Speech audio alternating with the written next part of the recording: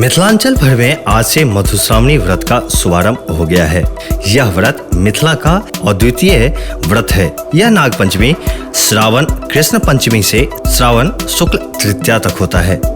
मिथिलांचल के लोक पर्व में सुहाग का अनोखा पर्व मधुश्रावणी व्रत शुरू हो गया है। यह पर्व 13 दिनों तक चलता है। इस पर्व में मिथिला की नवविवाहिता अपने पति के दीर्घायु के लिए माता गौरी की पूजा बासी फूल से करती है। एक दिन पहले संध्या काल में पुष्प पत्र की व्यवस्था कर ली जाती है और उसी से माता पार्वती के साथ भगवान भोलेनाथ तथा विषहरी नागिन की विधिवत पूजा अर्चना की जाती है।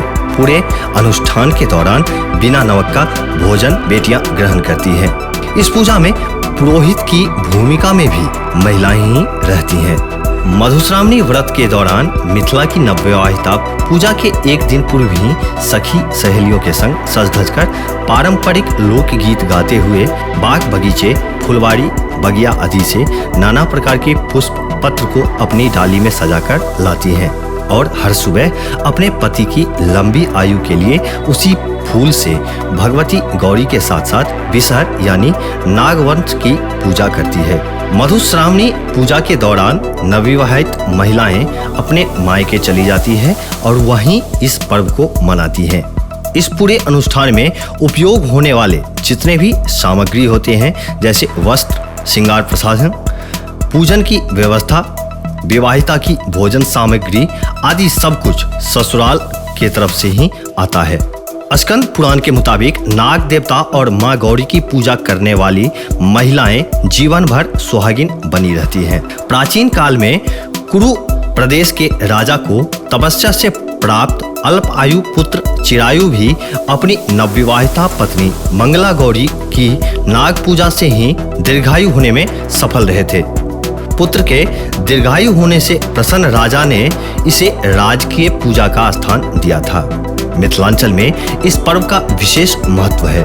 मधुश्रावणी के अंतिम दिन नवविवाहिता की परीक्षा जलते अग्नि की टेमी यानी बाती से की जाती है, जिसमें सौभाग्य के प्रतीक उनके पति के उपस्थित होने की भी परंपरा है।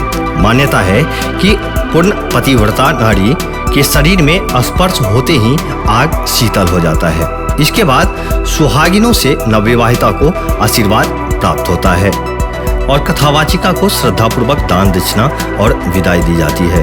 पग पग पोखर माछ मखान के लिए प्रसिद्ध मिथिला की प्राचीन जीवन पद्धति वैज्ञानिक रही है। एक तरफ जहां प्राकृतिक प्रकोप से बचाव का संदेश देता नाग पंचमी का यह पर्व है, वहीं नवविवाहितों को सुखमय दाम्पत्य जीवन जीने की कला सिखाने वाला 15 दिवसीय पारंपरिक लोक पर्व मधुश्रावणी भी आज से प्रारंभ हो गया है।